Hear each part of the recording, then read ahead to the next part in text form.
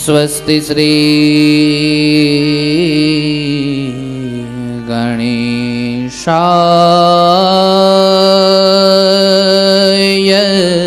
नमः। श्री सरस्वत्यै नमः। सद्गुरुभ्यो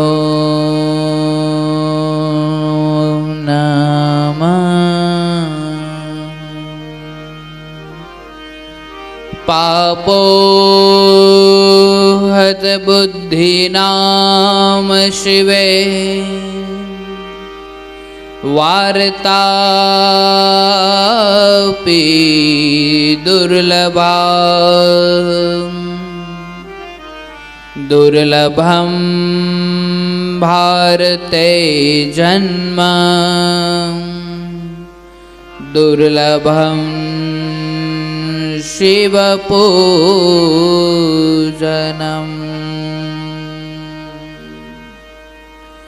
प्रजेशं रमेशं महेशं सुरेशं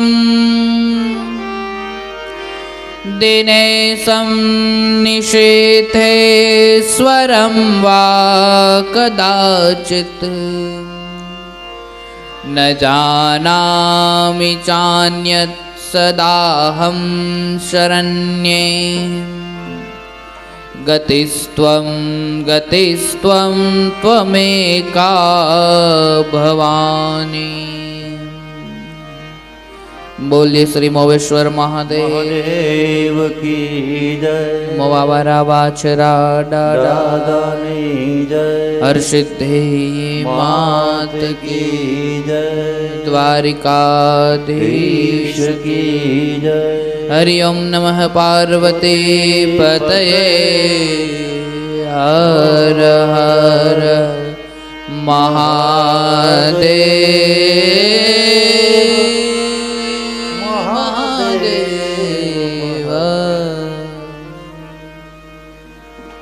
आइए घड़ी दो घड़ी के लिए परमात्मा नु स्मरण करिए। ओम शिव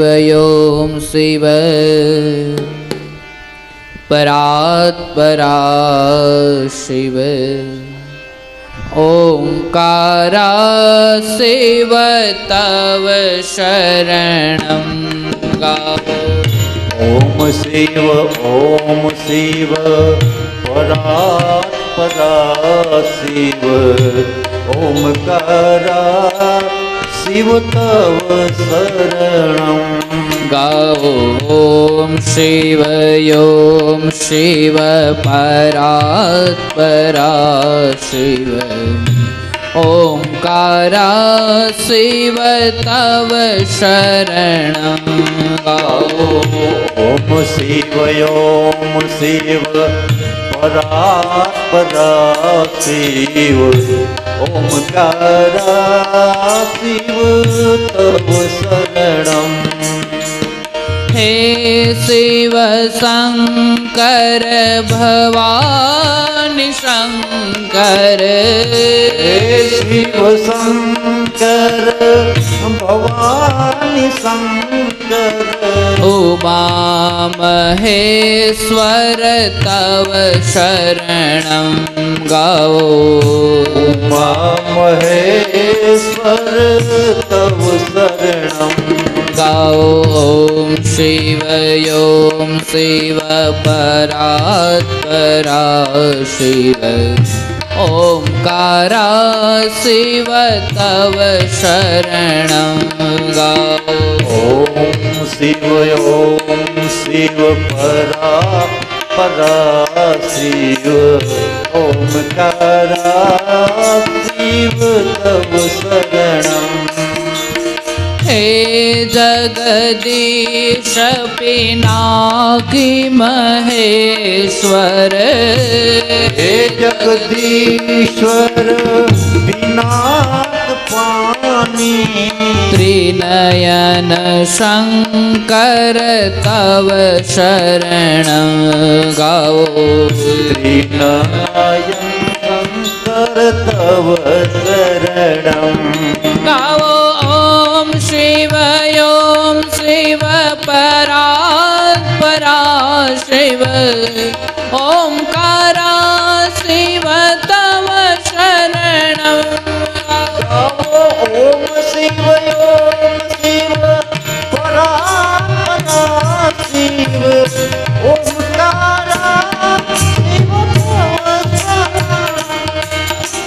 हे मृत्युंजय पशुपति शंकर हे मृत्युंजय पशुपति शंकर भुजंग भूषण तव शरणं गाओ भुजंग भूषण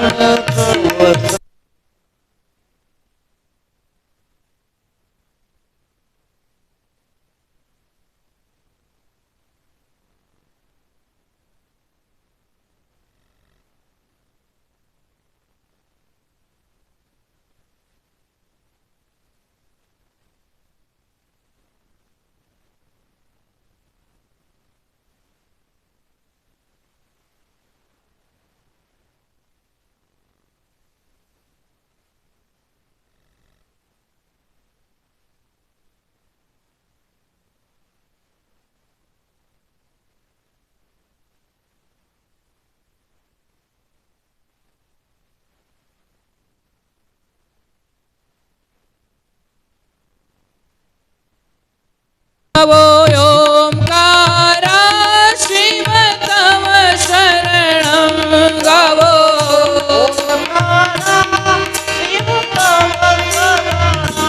गावो ओंकारा शिव तव शरणं गावो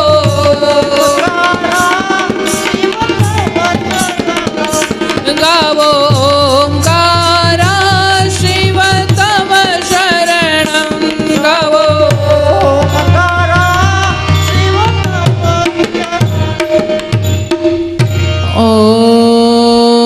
ॐ यस्यांगे च विभाति बोधरश्रुता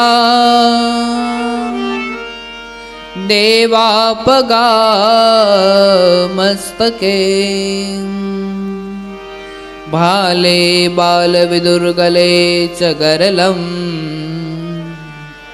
यस्योरशिव्यालराज सोऽयं भूति विभूषणः सुरवरः सर्वाधिपः सर्वदा सर्वगतः शिवा शशिनिभा श्रीशङ्करां पातु माम् न पुण्यं न पापं न सौख्यं न दुःखं न मन्त्रो न तीर्थो न वेदो न यज्ञ अहं भोजनं नैव भोज्यं न भोक्ता चिदानन्दरूपः शिवोऽहं शिवोऽहम् गुरु ब्रह्मा गुरु विष्णु गुरुदेवो महेश्वराय गुरु साक्षात् परं ब्रह्मा तस्मै श्री गुरुवे नमः। बोलिए मोवेश्वर महादेव की जय। हरि ओम नमः पार्वती पतये હર હર મહાદેવ.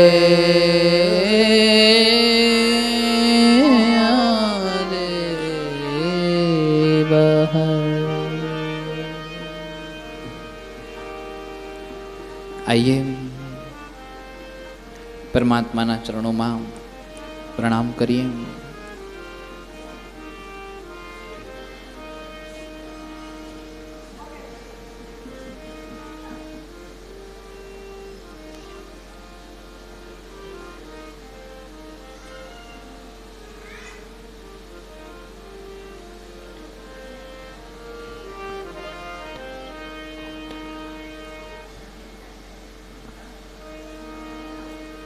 શ્રી હરિમ પરમાનંદમ ઉપદિષ્ટારમીશ્વરમ વ્યાપકમ સર્વલોકાનામ કારણમ ત્વમ નમામ્યહમ. ભગવાન મહાદેવ પિનાક પાણી. શિવનો અર્થ થાય છે કલ્યાણ. મારું તમારું કલ્યાણ કરનાર આ જગતમાં શિવ છે. શિવજીનો આ જગત ઉપર બહુ મોટા ઉપકારો છે. શિવજીના આ જગત ઉપર બહુ મોટી કૃપા છે. અજન્મા અનુપમ પરમ કૃપાળુ પરમાત્મા મહાદેવજી, દિવ્ય લીલા પ્રભુની. ભગવાને આ સૃષ્ટિ પર કૃપા કરવા માટે થઈ પોતે ઘણા દુઃખોને સહન કર્યા છે. સમાજને સંદેશ આપવા માટે થઈ પોતે અનેક દુઃખ વેઠા છે. સૃષ્ટિની રક્ષા થાય, સૃષ્ટિનું કલ્યાણ થાય અને સૃષ્ટિ આપત્તિ અને વિપત્તિઓમાં ન આવે અને બળીને જળહળ ન થઈ જાય એટલા માટે થઈ અને ભગવાન મહાદેવજી ઝેરના ઘૂંટડા પી ગયા છે. અને તો સારું થયું કે બહુ તકલીફ ન પડી, નહીતર આપણી રક્ષા કરવા માટે થઈ ધરતી ફાટી જાય અને ગંગાજી પાતાળમાં વહી જાય એટલામાં ના જાય એટલા માટે થઈને મહાદેવજીએ ગંગાને જટામાં હમાડી લીધી. અને તો બહુ સારું થયું કે તકલીફ ન પડી, નકર મહાદેવના ઘરમાં વાંધો પડતો હતો. કારણ કે ગંગાજીને જટામાં હમાડીને જ્યારે ગયા ને ત્યારે પાર્વતીજી કીધું હતું કે લોકો એમ કે છે કે ભોળા છો, ના માથા ઉપર બીજી નારીને કોને બેસાડીને આવ્યા છો.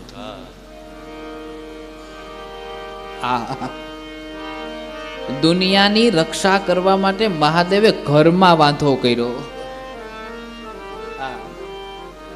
અને ત્યારે પાર્વતીજી એવું કહે છે, એ ભોળા ભોળા શંભુ તમને વિશ્વ વખાણે. ભોળા ભોળા શંભુ તમને વિશ્વ વખાણે. મનની વાતો તમારી કોઈ નવ જાણે. મનની વાતો તમારી કોઈ નવ જાણે. મનની વાતો તમારી કોઈ ન જાણે. મનની વાતો તમારી કોઈ ન જાણે. મનની વાતો તમારી કોઈ ન જાણે. પોડા પોડા શંભુ તમને વિશ્વ વખાણે. ભોળા ભોળા શંભુ તમને વિશ્વ વખાણે. મનની વાતો તમારી કોઈ ન જાણે. મનની વાતો તમારી કોઈ ન જાણે. મહાદેવજી ગંગાને જટામાં હમાડીને કૈલાસ પર્વત ઉપર ગયા એટલે ગંગાજીને જટામાં જોઈને પાર્વતીજીએ કીધું કે આ બીજી સ્ત્રી કોણ છે?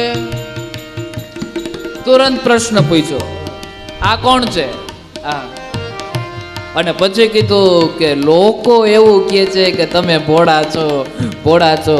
મને આજ ખબર પડી કે તમારામાંય ખબર, કારણ કે હજી આખી વાતને જાણતા નથી અને વ્યંગ કરે છે. કોઈ લાવે કાંધે જાલી, કોઈ લાવે હાથે જાલી, કોઈ લાવે કાંધે કોઈ લાવે હાથે જાલી, કોઈ લાવે કાંધે જાલી, કોઈ લાવે હાથે જાલી, કોઈ લાવે કાંધે જાલે, કોઈ લાવે હાથે જાલી. તમે રે લઈ આવ્યા ભોળા, તમે રે લઈ આવ્યા ભોળા, જટામાં સમાડી, જટામાં સમાડી. ભોળા ભોળા શંભુ તમને વિશ્વ વખાણે, મનની વાતો તમારી કોઈ ન જાણે. મનની વાતો તમારી કોઈ ન જાણે. કોઈ લાવે કાંધે જાલી, કોઈ લાવે હાથે જાલી. આજ સમાજની અંદર અનેક રીતે વિવાહ થાય છે. એક માતા પિતા, વડીલો અને પરિવારની મરજી હોય, અને વડીલ અને પરિવારની મરજી હોય એ સમયે પછી જે લગ્ન થાય એ હાથે હાથ પકડીને લઈ આવે એવું કે. એટલે કીધું કોઈ લાવે હાથે જાલી. ત્યારે એ હાથ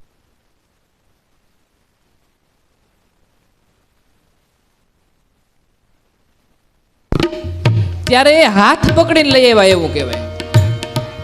કારણ કે વડીલોની મરજી છે, સામેના પક્ષની પણ મરજી છે અને આ પક્ષની મરજી, બેયની મરજી. એટલે બેયના ધામે ધૂમે વિવાહ થાય અને પછી હાથ પકડીને લઈ આવ્યા. એટલે કીધું કોઈ લાવે હાથે ચાલી અને કોઈ લાવે કાંધે ચાલી. એકેય પક્ષની મરજી ના હોય ને પછી ભગાડી જાય. હા, એને કાંધે ચાલીને લઈ ગયા કહેવાય. એટલે મહાદેવ તમે તો હાથે ચાલીને નથી લઈ આવ્યા ને તમે તો કાંધે ચાલીને નથી લઈ આવ્યા. આમાં તમે તો કઈ રીતે તમે રે લઈ આવ્યા ભોળા જટામાં હમાડી. હા, કોઈ લાવે કાંધે જાલી, કોઈ લાવે હાથે જાલી, કોઈ લાવે કાંધે જાલે, કોઈ લાવે હાથે જાલી. કોઈ લાવે કાંધે જાલી, કોઈ લાવે હાથે જાલી, કોઈ લાવે કાંધે જાલે, કોઈ લાવે હાથે જાલી. તમે રે લઈ આવ્યા ભોળા, તમે રે લઈ આવ્યા ભોળા, જટામાં હમાડી, જટામાં હમાડી. ભોળા ભોળા શંભુ તમને, ભોળા ભોળા શંભુ તમને, ભોળા ભોળા શંભુ તમને વિશ્વ વખાણે, મનની વાતો તમારી કોઈ ન જાણે. મનની વાતો તમારી કોઈ ન જાણે, મનની વાતો તમારી કોઈ ન જાણે. મનમાં તમારા શું છે મહાદેવજી કોઈ જાણતું નથી. કારણ કે મહાદેવના મનને હકીકતે આજ સુધી કોઈ વાંચી નથી. આહા, એ ક્યારે નારી સ્વરૂપને ધારણ કરી લે ને ગોપી બની જાય ને કૃષ્ણ જે રાસલીલા રચે એ રાસલીલામાં જઈને રમવા લાગે, આ કલ્પના નથી બાપ.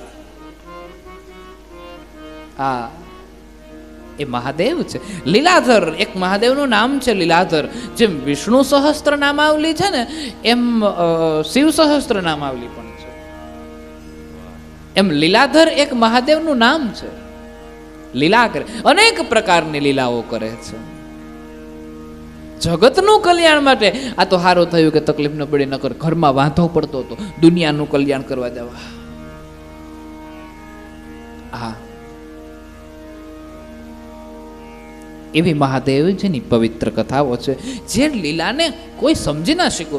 રામચરિત્રને કદાચ તમે વાંચીને સમજી શકો, કૃષ્ણ ચરિત્રને કદાચ તમે વાંચીને સમજી શકો, કારણ કે કથા છે ને લૌકિક છે, વાર્તા સ્વરૂપે છે કે ભગવાન અહીંથી અહીંયા ગયા, અહીંથી અહીંયા ગયા, આ રીતે કર્યું, આમ કર્યું, તેમ કર્યું, આવું કર્યું. પણ શિવ કથાને તમે વાંચીને ના સમજી શકો. એ અલૌકિક કથા છે. શિવ કથાને તો વાંચવી અઘરી, સમજવી અઘરી અને સમજાવી તો બહુ અઘરી. કારણ કે આ લૌકિક કથા નથી, આ અલૌકિક કથા છે. શિવ કથાને શ્રવણ કરવું ને એ મોટામાં મોટું તપ છે, મોટામાં મોટું. કારણ કે અલૌકિક કથા, આમાં કોઈ પણ પ્રકારની વાર્તાઓ નથી આવતી, આમાં કોઈ પણ પ્રકારની પારિવારિક વાતો નથી આવતી, બહુ ઓછી આવે, બહુ જૂજ આવે છે. કારણ કે મારા મહાદેવની અલૌકિક કથા છે. કૃષ્ણ ચરિત્રને કદાચ તમે સાંભળો ને તો એમાં પારિવારિક વાતો આવે, એમાં આનંદ આવે, બહુ મજા આવે. સાંભળા કરીએ, સાંભળા કરીએ, સાંભળા કરીએ. રામકથા તમે સાંભળો, પારિવારિક કથા, આપણા પરિવાર સાથે જોડાયેલી હોય એવું લાગે, આપણી હારે જોડાયેલી હોય એવું લાગે. પણ આ તો મહાદેવની કથા છે. દેવય અલૌકિક ને કથાય અલૌકિક, અદ્ભુત કથા છે. શિવ મહાપુરાણને સમજવું પણ અઘરું ને સમજાવવું પણ અઘરું. તમે આ પુરાણના પન્નાઓ ખોલો ને પછી વાંચવા બેસો ને, એટલી અટપટી રીતે આ કથાઓ દર્શાવવામાં આવી છે કે જેની કોઈ કલ્પના નથી. એકની એક કથા પાછી બીજી વખત રિપીટ થતી હોય, રિપીટ થાય તો એની પાછળનું કંઈક કારણ હોય. શિવને સમજવા બહુ અઘરા છે બાપ. તો શિવની કથાને તો સમજવી અઘરી જ લાગે ને, કારણ કે શિવ કોઈ સામાન્ય દેવ નથી. હા, આને તો ચપટી ભભૂત મેં હે ખજાના કુબેર કહા. શિવ કોઈ સામાન્ય દેવ નથી. એક લોટા જળની ધારથી મારો મહાદેવ રાજી થઈ જાય છે. એક પુષ્પમ એક બિલ્વમ એક લોટા જલ કી ધાર. ત્રિદલમ ત્રિગુણાકારમ ત્રિનેત્રં ચ ત્રયાયુધમ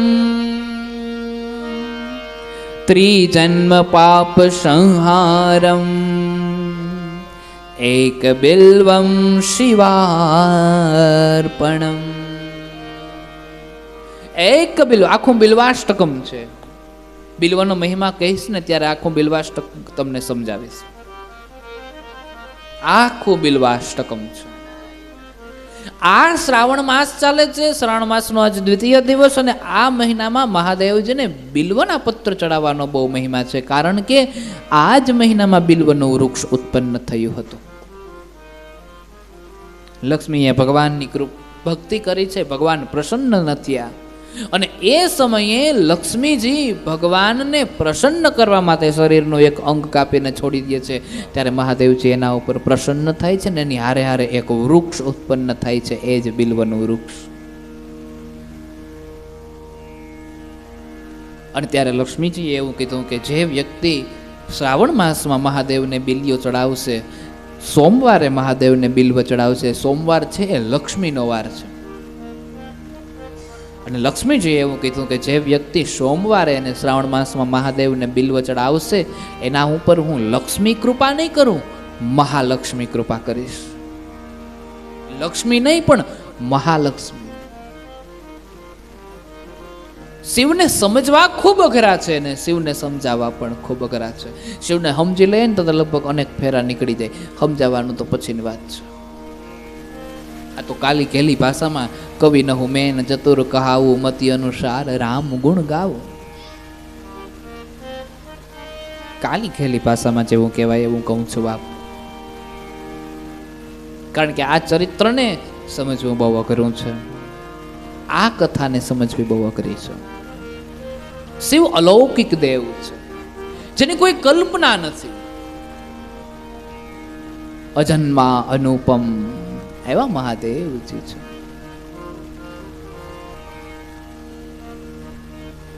આમાં પારિવારિક કથાઓ બહુ ઓછી આવે છે, બહુ જૂજ આવે છે. આવે છે અમુક અમુક શિવજી અને પાર્વતીજીના વિવાહની કથા છે, એમને આંગણે દીકરો જન્મ લે છે એ કથા છે. પછી પાર્વતીજીને ગણપતિ પ્રત્યે જે મોહ હોય છે એ કથા છે, મામત્વ છે એ કથા છે, પણ અલૌકિક કથા છે. ગણપતિ આદિકાળથી પૂજાતા આવે છે.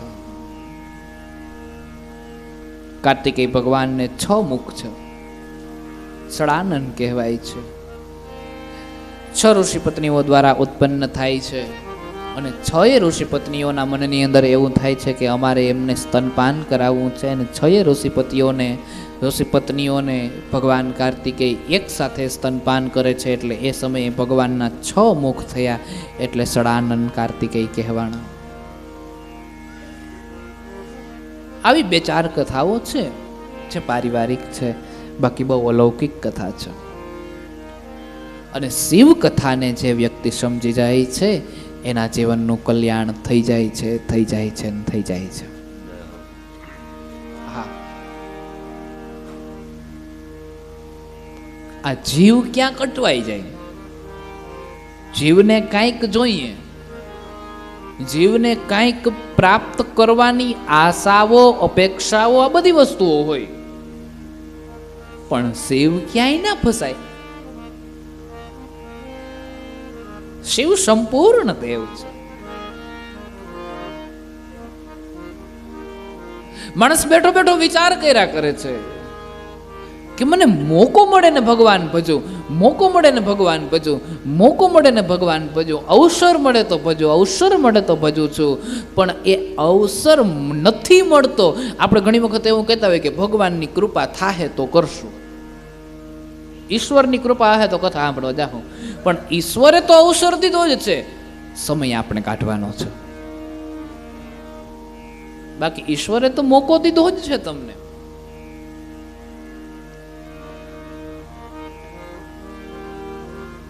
ભગવાન એક તો મનુષ્ય તરીકે અવતારને ધારણ કરવો એ જ મોટામાં મોટું ભાગ્ય.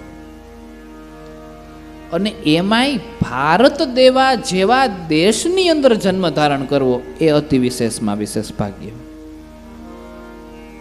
અને એમાં વળી ભારત જેવો દેશ છે ને એમાંય ગુજરાત જેવા રાજ્યમાં જન્મ મળવો એ એથી વિશેષ ભાગ્ય છે. કારણ કે ભગવાનનું આયુષ્ય 125 જેટલા વર્ષનું છે અને એ લગભગ 25 વર્ષ જેટલા ગોકુળ મથુરામાં રહ્યા છે. બાકી 100 વર્ષ દ્વારકાધીશે અહીં દ્વારકામાં રાજ કર્યું છે. એને ગુજરાતની ભૂમિ પસંદ કરી છે. સોમનાથ મહાદેવ બિરાજે છે. જુનાગઢમાં અનેક સંતો છે. અમુક નાના દેશોની જનસંખ્યા એવડી નથી જેટલા તો આપણા દેશમાં સાધુ સંતો છે. ઘણા નાના દેશોની સંખ્યાઓ કેવલ અને કેવલ થોડીક સંખ્યા છે જેના કરતા વધારે આપણા દેશમાં સાધુ સંતો છે. આપણો સાધુ સમાજ ભેગો થઈ જાય ને તો એ નાનકડો એવો દેશ બની જાય. ભગવાને કૃપા કરીને શાસ્ત્ર બનાવ્યું છે. શાસ્ત્રો બનાવ્યા પછી ને સંતો ઉપર કૃપા દ્રષ્ટિ કરી છે કે સંતો આપણને પ્રાપ્ત થયા છે અને એ સંતો આપણી સમક્ષ આ કથાને ગાતા જાય છે, વગોવતા જાય છે, બોલતા જાય છે, હાલતા જાય છે, ચાલતા જાય છે. એટલું જ નહીં, ભગવાન આપણને સમજાવતા જાય છે. આપણે સમજવું કે નથી સમજવું એ આપણી ઉપર છે. પાછું આપણે માયામાંથી નીકળતા નથી, એટલા માટે આપણે ત્યાં સુધી પહોંચતા નથી.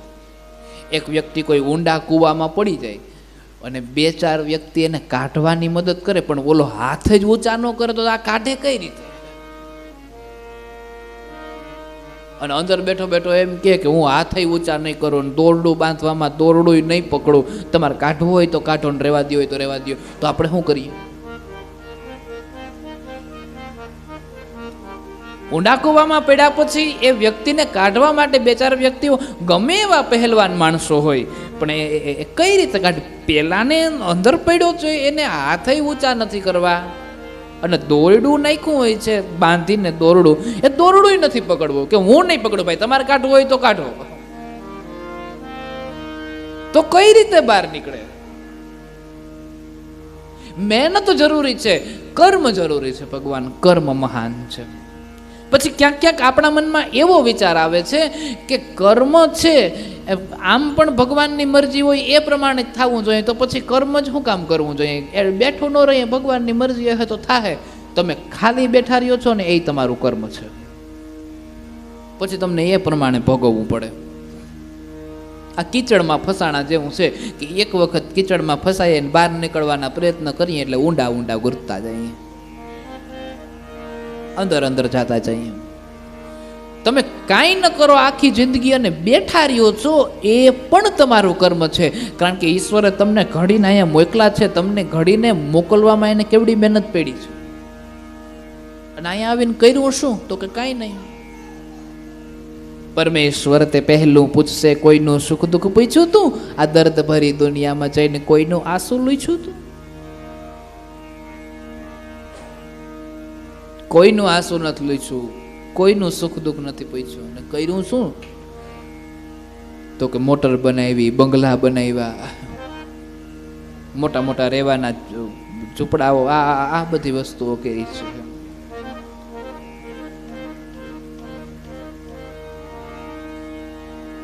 ઈશ્વર ચરિત્ર જે છે, શિવનો ખરો અર્થ થાય છે કલ્યાણ.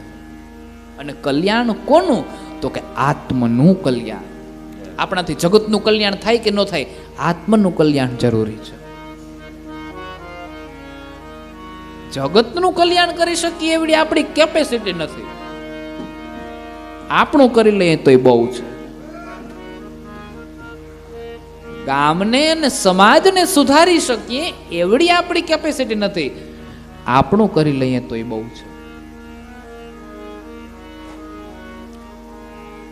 માણસ સ્વભાવથી સારો હોવો જોઈએ, શરીરથી નહીં.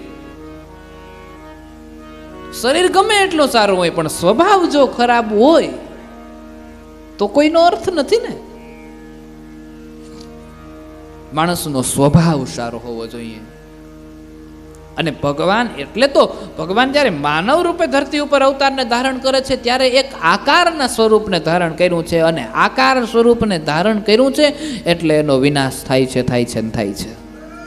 કારણ કે આકાર રૂપને પછી ચાહે એ રામ રૂપની અંદર આવે, પછી ચાહે એ કૃષ્ણ રૂપની અંદર આવે, પછી ચાહે એ હનુમાનજીના રૂપની અંદર આવે કે પછી બીજા કોઈ અન્ય રૂપની અંદર આવે, પણ આકાર લઈને જ્યારે આ સૃષ્ટિ ઉપર આવે છે એનો મતલબ એવો છે કે એનો નાશ અવશ્ય થવાનો છે.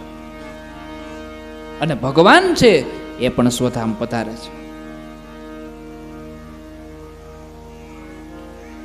ટૂંકમાં સંસારની અંદર આપણે પડ્યા છીએ એનો અર્થ એ છે આપણે કર્મ કરવાનું છે. કર્મ નથી કરતા અને બેઠા રહીએ છીએ તો એ પણ આપણું એક કર્મ બંધાય છે કે આપણને આપણા કર્મથી વિમુખ ભાગવાની સજા ભોગવવામાં આવે છે. પછી કે કરવાનું હતું એ કર્યું નહીં ને, ના કરવાનું તો ઠીક છે, કરવાનું હોય જ નહીં, પણ કરવાનું હતું એ બેઠા બેઠા રામ નામનું સ્મરણ ના કર્યું. અને એટલા માટે થઈ અનેકો જન્મ માટે અનેકો એક વડલો છે એ ઉત્પન્ન થયો છે, એ ભલે એક બીજમાંથી ઉત્પન્ન થયો છે પણ અનેક બીજોનું કારણ તો બન્યું છે ને. એ વડલામાંથી અનેક બીજ તો ઉત્પન્ન થયા છે ને. એમાં વિકારો, કુદ્રષ્ટિઓ, વાસનાઓ, કામનાઓ એક ક્ષણ માત્ર માટે આપણા શરીરની અંદર ઉત્પન્ન થાય છે. એ ઉત્પન્ન થયા પછી એનું એક વૃક્ષ રોપાય છે ને એમાંથી પાછા બીજા ફળ, કારણ કે જે વાવો એના ફળ નીકળે. આંબો વાવે તો કેરી ફળ સ્વરૂપે નીકળે, વડ વાવો તો ટેટા સ્વરૂપે ફળ નીકળે છે, પછી એમાંથી બીજું વડ થાય, ત્રીજું વડ થાય, ચોથું વડ. ટૂંકી વાત તમને કરું, માંડવીનો એક દાણો તમે જમીનમાં વાવો છો, 4 મહિના પછી એમાં અનેક દાણાઓ થાય છે. એક દાણામાંથી થયા ને. બીજ એક જ છે પણ અનેક બીજ થવાનું કારણ તો બન્યું છે ને. એમ કાંઈ નથી કરતા, એ તમે કાંઈ ના કરવાનું કંઈક કારણ બાવી રહ્યા છો. સમજાય છે કે અઘરું પડે છે? કાંઈ નથી કરવું ને એ પણ એક કર્મ છે. એટલે કાંઈક કરવું એ આપણી માટે જરૂરી છે, એ આપણું કર્તવ્ય છે એક માનવ સ્વરૂપે. કારણ કે ઈશ્વરે આપણને માણસ બનાવવામાં બહુ મહેનત પડી છે. ભગવાન ઈશ્વરને આપણે ઘડવામાં બહુ તકલીફ પડી છે. એક તો આપણે કાયા આપી, આ શરીરના ઘાટ ઘડ્યા, ગર્ભની અંદર મોકલા છે. બાકી દુઃખ આ જીવનમાં બધાના માત્રાની અંદર છે. એક બહુ દુઃખીમાં દુઃખી વ્યક્તિ છે, એની પાસે જઈને તમે એવું કહો કે તારી પાસે કેટલા દુઃખ છે એનું જરાક લિસ્ટ બનાવી દેતો, એટલે એ લિસ્ટ બનાવે. પછી એક આગળિયું લઈ આવો અને એક સુખી સંપન્ન માણસ છે એને જઈને કહો કે તારી માથે કેટલા દુઃખ છે, જરાક લિસ્ટ બનાવી તો દુઃખ તો એની પાસે નીકળે. હા, ઘરમાં ઓછા છોકરા છે, દીકરાને વહુ કયું નથી કરતી, મારાથી જાજુ કામ થતું નથી, ઓફિસે જવું પડે છે, કામ કરવા જવું પડે છે, હિસાબ હરખા આપતા નથી. આવા દુઃખો બધાને પોતપોતાનું દુઃખ હોય છે. પુરુષને પુરુષનું દુઃખ હોય છે, સ્ત્રીને સ્ત્રીનું દુઃખ હોય છે, વૃદ્ધને વૃદ્ધનું દુઃખ હોય છે, યુવાનને યુવાનનું દુઃખ, એમ કે બાળકને પણ દુઃખ છે. આપણા મનમાં એવું થાય કે બાળકને શેનું દુઃખ? કોકનું માનવું પડે એ દુઃખ, કોક કેમ કરવું પડે એ દુઃખ, કોક બેસાડે ત્યાં બેસવું પડે એ દુઃખ. બાળકને એની મન થાય એમ કરવા દે તો વાંધો ના આવે. આપણે એમ કહીએ કે નહીં ત્યાં નથી જવાનું, અહીંયા બેઠો રહે, એટલે બાળકને દુઃખ કે મારે વાં જવું છે પણ મને જવા નથી દેતા એમ, અને પછી ખુરશીમાંથી હદ પાડીને બેહવું પડે આમ. આ દુઃખ. એને ભણવું નથી પણ માતા પિતા ધરારને માટે ભણવા માટે મોકલે છે અને ધરારની માટે સ્કૂલે જવું પડે, એ દુઃખ. બાળકને બાળકની માત્રામાં દુઃખ છે, યુવાનને યુવાનની માત્રામાં દુઃખ છે, સ્ત્રીઓને સ્ત્રીઓની માત્રામાં દુઃખ છે, પુરુષને પુરુષની માત્રાઓમાં દુઃખ છે. બધાને થોડું થોડું દુઃખ તો છે જ ભગવાન. પણ એના પારના એ પારને ઠેકીને નીકળી જવાનું છે અને એને ગૌણ સમજી લેવાનું છે અને પછી આગળ વધવાનું છે. કારણ કે મનુષ્ય સ્વરૂપે આવ્યા છીએ, કર્મ કરવાનું જ છે. અને એક વખત મનુષ્ય સ્વરૂપે આવ્યા પછી કર્મ નહીં કરીએ તો આવા અનેકો જન્મ લેવા પડશે. કારણ કે આ આપણે અહીંયા આવ્યા છીએ ને એટલે આપણું બીજ રોપાઈ ગયું, અને બીજ રોપાઈ જાય એ બાદ એ બીજમાંથી અનેક બીજ તો ફૂટવાના જ છે, અનેક ફળ તો ફૂટવાના જ છે. એટલે અનેકો જન્મના કારણ બનીએ છીએ. એના કરતાં શિવ શરણ પકડી લઈએ તો બીજનો ઉદ્ધાર થઈ જાય. ઉદ્ધાર કરી શકે તો કેવલ અને કેવલ એક મહાદેવજી છે. ઉદ્ધાર કરી શકે તો કેવલ અને કેવલ એક કૃષ્ણ છે. ઉદ્ધાર કરી શકે તો કેવલ અને કેવલ રામ છે. ચાહે અનેક અનેક નામ છે, અંતે તો એક છે. અને એટલે શિવજીની જે કથા છે એ કથા કલ્યાણ સ્વરૂપી કથા છે. કારણ કે શિવ મહાપુરાણ ગ્રંથને શ્રવણ શક્તિ છે ને એ મહાન છે પ્રભુ.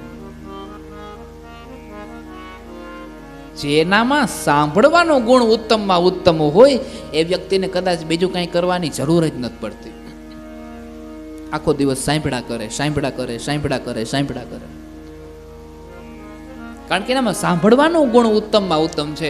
અને જે વ્યક્તિ ઉત્તમ રીતે સાંભળે છે, જે વ્યક્તિ ઉત્તમ રીતે સાંભળ્યા પછી એ જીવનમાં ઉતારે છે, જે વ્યક્તિ સારી રીતે સાંભળે છે, યોગ્ય રીતે સાંભળે છે, એને પછી કદાચ બીજા કર્મ કરવાની પણ જરૂર નથી પડતી. કારણ કે એક જગ્યાએ બેસીને 2-2 કલાક સાંભળે છે, એ એક પ્રકારનું તપ છે, એ એક પ્રકારનું અનુષ્ઠાન છે. શ્રવણ કરે છે, જીવનમાં કંઈક ઉતરે છે, શરીરમાં કંઈક ઉતરે છે. અને એટલા માટે થઈ ભગવાન આત્મનું કલ્યાણ કરવાનું છે, આત્મલિંગનું કલ્યાણ કરવાનું છે. શિવલિંગ પર જળ ચડાવવું એ ગઈકાલે કીધું એ પ્રમાણે એ તો પ્રાથમિક ચરણ છે પ્રભુ, પણ આત્મલિંગ છે એના ઉપર જળ ચડાવવાનું છે. કોઈએ મહાદેવજીને પૂછ્યું કે મહાદેવજી તમે અમને તો અનેક અનુષ્ઠાન કરે છે ને અનેકો 56 ભોગ ધરાવે ને અનેક પ્રકારની ધ્વજાઓ ચડાવવાના નિયમો રાખે ને વ્રતો કરવાના નિયમ, અને તમે એક લોટા જળમાંથી ખાલી પ્રસન્ન થઈ જાઓ છો. અને મહાદેવજી ત્યારે એવું કહે છે કે જે વ્યક્તિ સંતોષી છે એને કદાચ હું આપું કે ન આપું એના સંતોષમાં કાંઈ ફેર નથી પડતો. અને જે વ્યક્તિ અસંતોષી છે એને કદાચ ગમે એટલું આપી દઉં તો એને ઘટે જ છે. જેનામાં અસંતોષ છે એને ચાહે ગમે એટલું આપું તો એને ઓછું જ પડે છે. અને જે વ્યક્તિ સંતોષી છે એને થોડું આપું તો પણ એ બહુ રાજી થઈ જાય છે. અને બીજું કારણ તમને કહું, જળ ચડાવવાથી હું એટલા માટે પ્રસન્ન થાઉં છું, આ જગતમાં જે કાંઈ પણ વસ્તુ બની છે એમાં બધી જગ્યામાં જળ ફરજિયાત છે. મારું ને તમારું શરીર બન્યું છે જળથી, એમાં જળ છે, પાણી છે. આ વૃક્ષ ઊભું છે એમાં પાણી છે, અનાજ છે એમાં પાણી છે. કારણ કે પાણી જ ન હોય તો અનાજ ઉગે કઈ રીતે, એ ફળ પાકે કઈ રીતે, જમીન એને પોષણ આપે કઈ રીતે. એક સામાન્ય પુષ્પ છે તો એમાં પાણી છે, જીવ છે એમાં પાણી છે. પાણીમાં અનેક પ્રકારના તત્વો છે ભગવાન, કે એ અનેક પ્રકારના જે તત્વો છે એ બધી વસ્તુઓમાં સમાયા. આ જગતમાં એક પણ વસ્તુ એવી નથી કે જે પાણી વગરની ના હોય. શેરડીનો રસ પીએ ને તો આપણને એમ થાય કે તો શેરડીમાંથી નીકળો છે, પણ શેરડીમાં પાણી છે. કારણ કે પાણી હતું એટલે શેરડીમાં મીઠો રસ, પાણી થડમાં મૂળમાં પાણી પહોંચ્યું એટલે શેરડીમાં આખી રસભર બની છે. એક સામાન્ય દાખલો તમને આપું. એક લીંબુડીનું ઝાડ હોય, એના થડમાં તમે પાણી ઓછું નાખજો ને લીંબુ જે આવતા હોય એ લીંબુને નીચોવજો, અને જે લીંબુનું ઝાડ હોય એમાં પાણી ખૂબ પાતા હોય એમાંથી એક લીંબુ તોડજો ને એ લીંબુ નીચોવજો. બેયમાં ફેર પડી જાય, રસમાં બેયમાં ફેર પડશે. આ બધી જે કોઈ પણ વસ્તુઓ છે એ જળથી બને છે. અને એટલા માટે આપણામાં સ્નાનનું મહત્વ વધારે છે. કારણ કે જલની અંદર અનેક પ્રકારના તત્વો છે જે પાણી સાથે બગાડ ના કરે, પાણી સાથે રમત ના કરે, પાણી સાથે કોઈ પ્રકારના કૃત્ય ના કરે. સ્નાન કરતી સમયે કોઈ પણ પ્રકારના કુવિચારો ન કરે, અને પછી જે સ્નાન કરે એ જલની અંદર રહેલા અનેક પ્રકારના જે તત્વો છે એ માણસ ઉપર કૃપા વરસાવે છે. અને એટલે આપણે બહુ કહેતા હોય કે બહુ થાક્યા હોય ને ત્યારે કે એક કામ કરે, સ્નાન કરી લઈએ, નાહી લઈએ એટલે મગજ થોડો ફ્રેશ થઈ જાય. કારણ કે એ સમયે પાણી જે છે એ આપણી ઉપર કૃપા કરે છે. પાણીની અંદર રહેલા જે તત્વ છે આપણી ઉપર કૃપા કરે છે. પછી સાઈડ ઇફેક્ટ તો થતી જ હોય. સ્નાન કરીએ એટલે રૂપાળા તો લાગીએ, સ્નાન કરીએ એટલે શરીરમાંથી મેલ તો નીકળી જ જાય, આ બધું તો થતું હોય. પરંતુ પાણીની અંદર રહેલા જે તત્વો છે એ આપણી ઉપર કૃપા વરસાવે છે. કારણ કે વરુણ દેવ છે.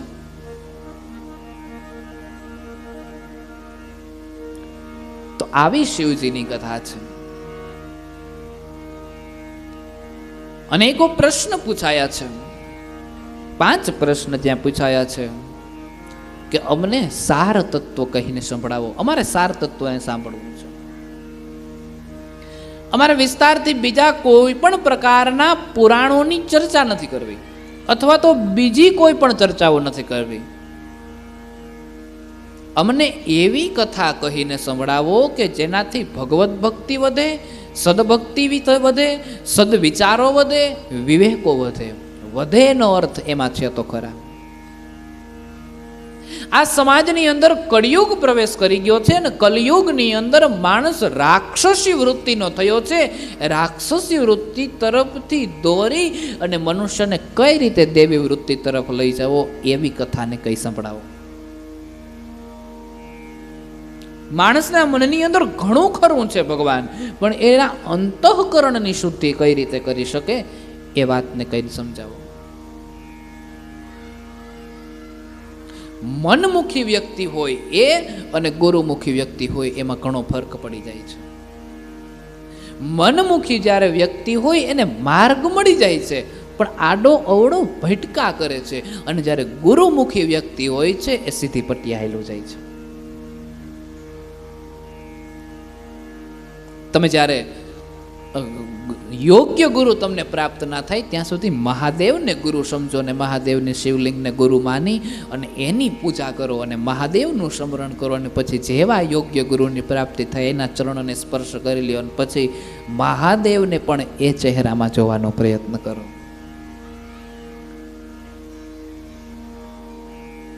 સુતજીને પ્રશ્ન પૂછવામાં આવ્યો, અને ગઈકાલની કથામાં જેમ મેં તમને કીધું એ પ્રમાણે આ કથાની ધારા કંઈક ઉલટી જાય છે.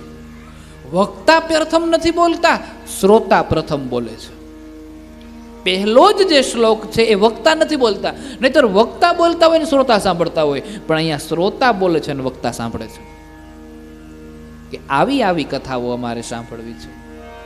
અને ત્યારે સૂતજીએ કીધું છે, સાંભળો હે ઋષિઓ, તમે બહુ ભાગ્યવાન છો કે તમારા મનની અંદર આવી લાલચ જાગી છે. અને કેવી લાલચ? તો કે પુરાણાનામ કથા સારમ, પુરાણોની કથાને સાંભળવાની લાલચાઓ તમારા મનની અંદર જાગી છે.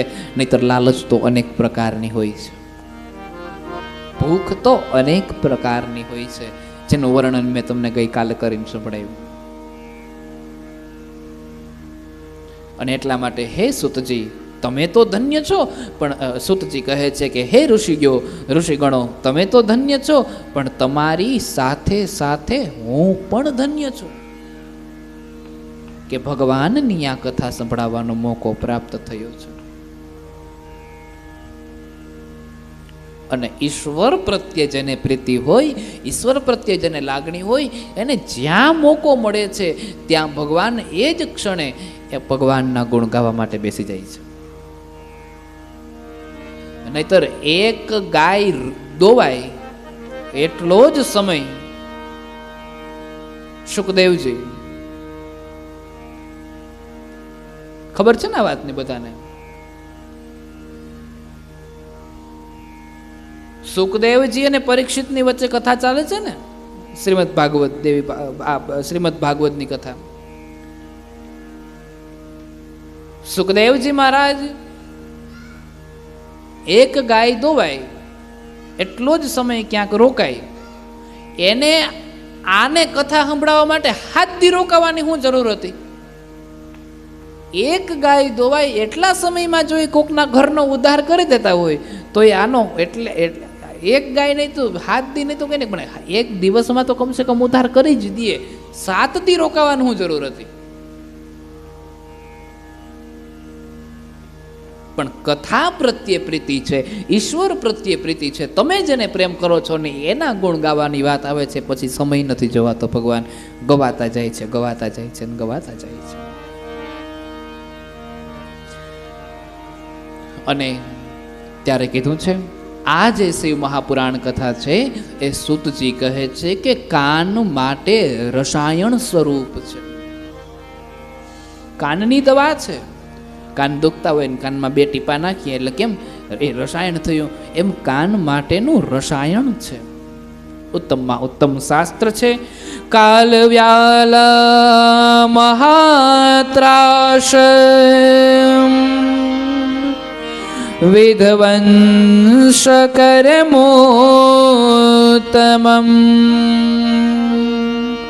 શૈવં પુરાણં પરમં શિવનોક્તં પુરામુને.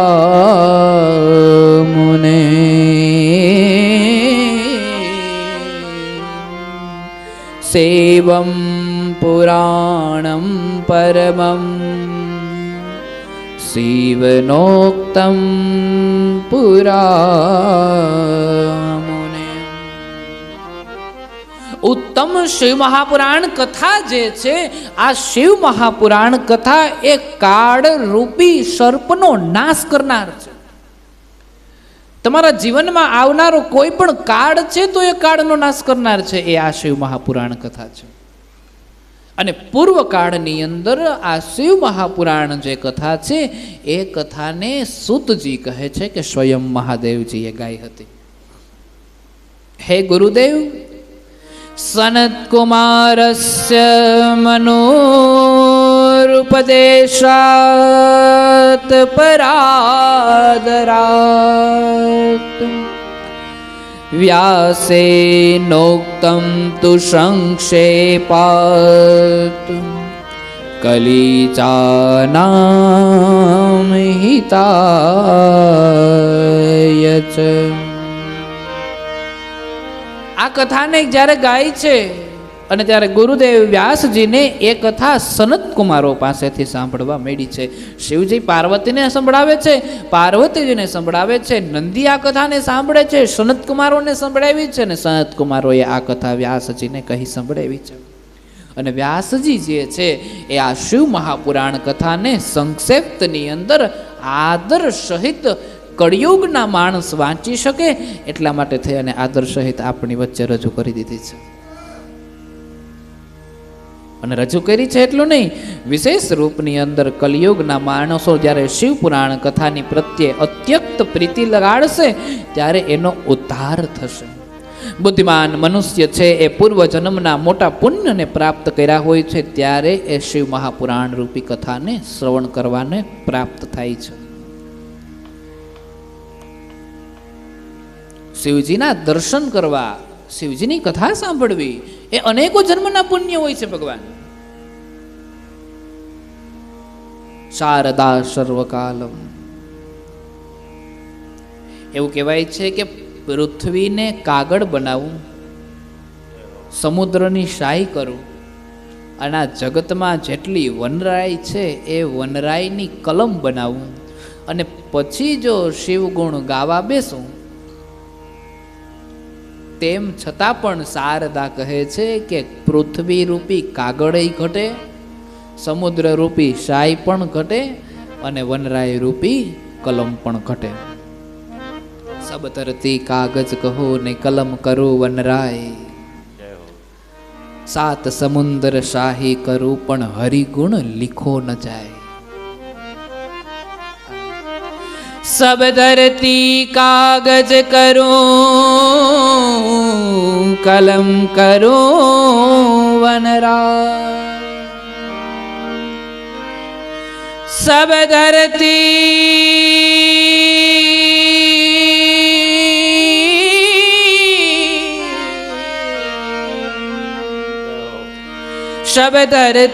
कागज करो ने कलम करो वनरा, सात समंदर शाही करो पर हरि गुण लिखो न जाए, हरि गुण लिखो न जाए. સાત સમુદ્ર, સમુદ્રમાં જળ કેટલું, અને જળની શાહી બનાવું અને પછી પ્રભુના ગુણ લખવા બેસું તો આ ધરતીના કાગળ ઘટે, વનરાયની પેન ઘટે. આવા ગુણ મારા મહાદેવજીના છે. મેરુ કંચન ધ્યાના ગવા કોટી શૈતરપી પંચકોટી ત્વરાંગના તત્ફલમ શિવ દર્શના. પ્રાતઃ કાલે શિવ દ્રષ્ટવા નિશા પાપો વિનશ્યતિ, આ જન્મ કૃત્ય મધ્યાહને સાયને સપ્ત જન્મની. પ્રથમ વહેલી સવારે મહાદેવના દર્શન કરો, દ્વિતીય બપોરના મધ્ય સમયે મહાદેવના દર્શન કરો, અને તૃતીય સંધ્યાકાળે મહાદેવજીના તમે જ્યારે દર્શન કરો છો કેટલું પુણ્ય પ્રદાન. મેરુ કંચન ધ્યાના ગવા કોટી સૈત્રપી. એક મેરુ, મેરુ કહેતા પર્વત, અને પર્વત સમાન કંચન, કંચન કહેતા સોનું, મેરુ કંચન, કંચન કહેતા સોનું. પર્વતના વજન પ્રમાણે તમે સોનાનું દાન કરો એટલું પુણ્ય પ્રાપ્ત થાય છે, જેનો નિત્ય ક્રમ છે. રોજ સવાર બપોર અને સાંજ ત્રણેય સમય મહાદેવજીના દર્શન કરે છે. ત્રિજન્મ પાપ સંહારમ, ત્રણ જન્મના પાપ નાશ પામી જાય છે, સંહાર થઈ જાય છે. આવી આ કથા છે. શિવ પુરાણ કથા એ કોઈ સામાન્ય કથા નથી બાપ. એત શિવ પુરાણમ હિ પરમં શાસ્ત્રમોત્તમં, શિવરૂપં શ્રિતો જ્ઞેયં સેવનીયં ચ સર્વથા.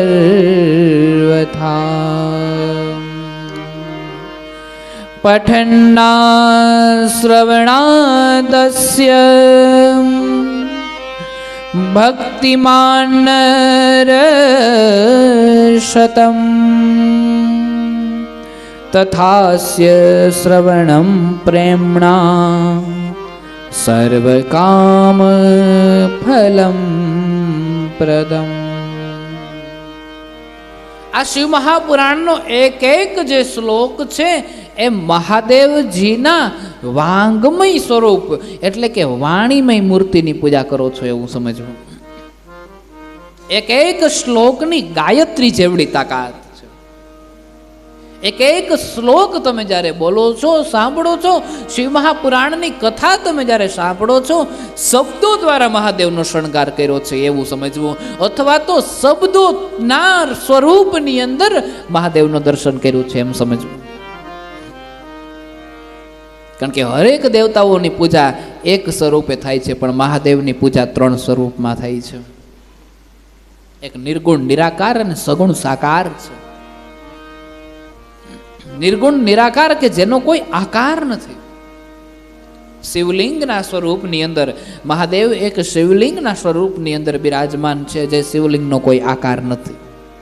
આ મોવેશ્વર મહાદેવના મંદિરે જાઓ તો કંઈક બીજા પ્રકારની શિવલિંગ હોય, ફુલેશ્વર જાઓ તો વળી કંઈક બીજા પ્રકારની હોય, ગામમાં જાઓ તો વળી આના જે મહાદેવ એવડી બીજા પ્રકારની હોય, પ્રગટેશ્વર હર્ષદમાં જાઓ તો વળી એ કોઈક બીજા પ્રકારની હોય, એનાથી આગળ સોમનાથ જાઓ તો એનો આકાર કંઈક જુદો હોય, ભવનાથ જાઓ તો એનો આકાર કંઈક જુદો હોય, દ્વારિકા બાજુ કોઈ શિવાલય હોય તો એ શિવલિંગનો આકાર જુદો હોય, બિલેશ્વર જાઓ તો એ શિવલિંગનો આકાર જુદો હોય, કિલેશ્વર જાઓ તો એ શિવલિંગનો આકાર જુદો હોય.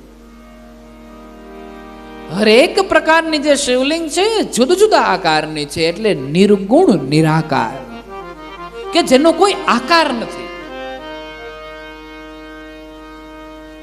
અને શિવ એટલે લિંગ અને શંકર એટલે મૂર્તિ. શિવ અને શંકર જુદું જુદું સ્વરૂપ છે. શિવ એટલે લિંગ સ્વરૂપની અંદર એનું દર્શન કરવાનું છે, અને શંકર એટલે મૂર્તિ સ્વરૂપની અંદર એનું દર્શન કરવાનું છે. આપણે કોઈને કહીએ કે આ દૂધ ક્યાં ચડાવવું, તો એ આપણને શું કહે? શિવલિંગ ઉપર ચડાવવું. કોઈએ એમ કીધું કે શંકરને લિંગ ઉપર ચડાવવું, કારણ કે શંકર મૂર્તિ સ્વરૂપે છે. અને એટલે આપણી બહેનો જ્યારે વ્રત રહે છે શંકર પાર્વતી, શંકર પાર્વતીનું વ્રત અને શંકરની પૂજા કરે. શિવજીની, શિવ અને શંકર બે અલગ અલગ, કારણ કે શિવ છે એ લિંગ સ્વરૂપમાં છે અને શંકર છે એ આકાર સ્વરૂપમાં છે, એટલે કે મૂર્તિના રૂપમાં છે, જેનો આકાર છે કે લાંબી જટા છે, જટામાંથી ગંગા વહે છે, એને જટાને એકદમ વિટોડી છે, ઉપર ચંદ્રમાં બિરાજમાન છે, ત્રિપુન છે, વચમાં બાલમાં ત્રીજું નેત્ર છે, કાનમાં કુંડળો છે, નગડામાં સર્પ, વાસુકી નાગ. મહાદેવના ગળામાં જે નાગ છે એનું નામ વાસુકી છે, વાસુકી નાગ છે. અંગમાં ભસ્મને ધારણ કર્યું છે, વાઘાંબરને ધારણ કર્યું છે, વિવિધ પ્રકારનું માણમાર મહાદેવનું એવું સુંદર સ્વરૂપ છે, જેનો આકાર દેખાય એટલે શંકર, અને લિંગ સ્વરૂપમાં જાઓ એટલે શિવ. અને ત્રીજી રીતે મહાદેવની પૂજા થાય છે જે નાદ પૂજા છે. અને નાદ પૂજા એટલે આપણે જ્યારે શિવાલયમાં પણ ન જઈ શકીએ, કારણ કે પિંજરું હોય, સૂતક હોય, આવા સમયમાં દરમિયાન માણસ જતો ન હોય મંદિરની અંદર. એ સમયે ઘણા માણસોના જીવનની અંદર એવા નિયમો હોય છે કે દર્શન કરવા અને પૂજા કરવી જ કરવી. ત્યારે શું કરવું? તો કે ઓમ ઓમ ઓમ ઓમ. આ નાદ પૂજા છે. મહાદેવની 3 સ્વરૂપમાં પૂજા થાય છે, એક લિંગ આકારની અંદર, એક મૂર્તિ આકારની અંદર, અને એક નાદ સ્વરૂપની અંદર જે મુખમાંથી નીકળે છે અને ધ્યાનસ્થ બનીએ છીએ ને ઓમ ઓમ ઓમ. આ નાદ પૂજા થઈ, શબ્દથી પૂજા થઈ. એમ શિવજીના એક એક જે શ્લોક છે એ વાણીમય સ્વરૂપ છે. મહાદેવજીનું વાણી દ્વારા દર્શન કરવામાં આવતું સ્વરૂપ એટલે શિવ મહાપુરાણના શ્લોકો. શિવ મહાપુરાણની અંદર એવું દર્શાવ્યું છે કે આ જગતમાં એટલા પાપ જ ઉત્પન્ન નથી થયા કે જે પાપોનો નાશ શિવ પુરાણ કરી દે છે. જેટલા પાપોને નાશ કરવાની શિવ મહાપુરાણની અંદર તાકાત છે, એટલા પાપ આ જગતમાં ઉત્પન્ન જ નથી થયા, છે જ નહીં. કલ્પના બહારની વાત છે. જે વ્યક્તિ શિવ મહાપુરાણના એક એક શ્લોકને વાંચે છે, સાંભળે છે, એને રુદ્ર સમાન ગણવા જોઈએ, રુદ્ર તુલ્ય ગણવા જોઈએ. આવું મહાદેવનું સ્વરૂપ છે. યદિ પ્રતિદિનમ શ્રોતુમ સક્તો માનવો ભવેત પુણ્યમાસાદિષુ મુને શૃણુયાત શિવ પુરાણકમ.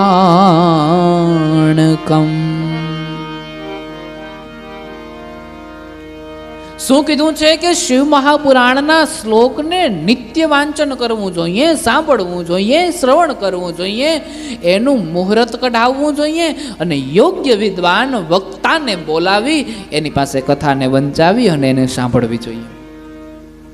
જો એવું તમે ન કરી શકો તો એક વર્ષની અંદર કોઈ એવો પવિત્ર મહિનો પસંદ કરો કે જે મહિનાની અંદર તમે એ કથાને સાંભળો. એટલે કે શ્રાવણ માસ છે, માક્ષર માસ છે. માક્ષર મહિનો છે ને એ શિવજીને બહુ પ્રિય છે. કારણ કે માક્ષર, આ તો શ્રાવણ માસ બહુ પ્રખ્યાત થયો છે ને માક્ષર માસ એટલો બધો પ્રખ્યાત નથી થયો. માક્ષર માસમાં સતીએ શિવજીની તપસ્યા કરી હતી અને એ સમય દરમિયાન ભગવાન પ્રસન્ન થયા હતા, એટલે ભગવાન એના ઉપર બહુ રાજી થયા છે. ઠંડીની સિઝન હતી ને એ ઠંડીની સિઝનમાં ઠંડા જળમાં રહી અને તપસ્યા કરી હતી. ઉનાળામાં તો ઠંડા જળમાં રહીને તપસ્યા કરીએ અને આપણે શું કરીએ, ઉલટું કરીએ છીએ. ઉનાળામાં ઠંડા જળમાં રહીને તપસ્યા કરીએ અને શિયાળામાં અગ્નિની વચ્ચે રહીને તપસ્યા કરીએ. તાપતા હોય એવું લાગે. નહીંતર યજ્ઞનો મહત્વ ઉનાળામાં વધારે છે. એટલે ચૈત્ર માસની અંદર વધારે યજ્ઞ થાય છે. એક તો ગરમી હોય અને એમાં અગ્નિની ગરમી, આ બંને જ્યારે ભેગું થાય ને એ તપને કેટલું સહન તમે કરી શકો છો અને પરમાત્મા તમને એનું ફળ આપે છે. ઠંડીની અંદર માક્ષર માસથી વધારે ઠંડી એકે મહિનામાં ના હોય અને એ ઠંડીના મહિનાની અંદર સતી ઠંડા જળમાં રહી અને તપસ્યા કરે છે મહાદેવજીની. માક્ષર માસનો પણ બહુ મહિમા છે. શ્રાવણ માસ જેટલો જ મહિમા છે માક્ષર માસનો શિવજી માટે.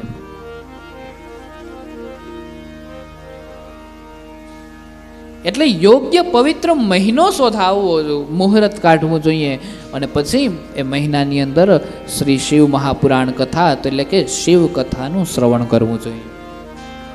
જો આખો મહિનો તમે શિવ કથાને શ્રવણ કરી ન શકો, વાંચી ન શકો, સાંભળી ન શકો તો અમુક દિવસો નક્કી કરવા જોઈએ. એમાં શિવ મહાપુરાણ અંતર્ગત 3 પ્રકારે શિવ કથાને દર્શાવી છે. 11 દિવસ, 9 દિવસ અને 7 દિવસ. 11 દિવસ એટલે ઉત્તમ પ્રકાર, 9 દિવસ એટલે નિમ્ન પ્રકાર અને મધ્યમ પ્રકાર અને 7 દિવસ એટલે નિમ્ન પ્રકાર. ઉત્તમ, મધ્યમ અને નિમ્ન. 11 દિવસ એટલે ઉત્તમમાં ઉત્તમ, પછી મધ્યમ એટલે 9 દિવસ અને પછી 7 દિવસ.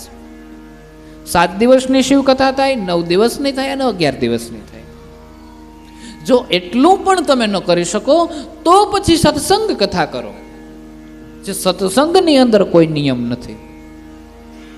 એ પણ તમે ન કરી શકો તો તુલસીદાસને પેલી વાતને યાદ કરો કે એક ઘડી આધી ઘડી ને આધી મેં પુની આ.